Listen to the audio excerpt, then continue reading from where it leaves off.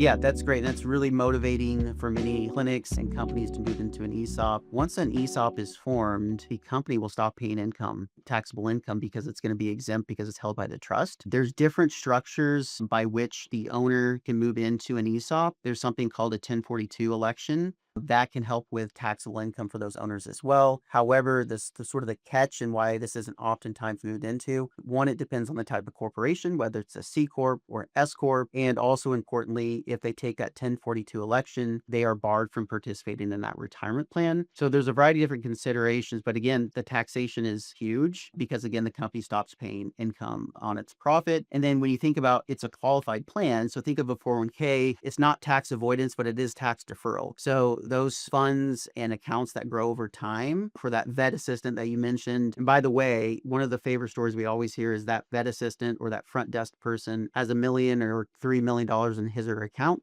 didn't contribute a penny, and is tax deferred until they start to draw funds for retirement.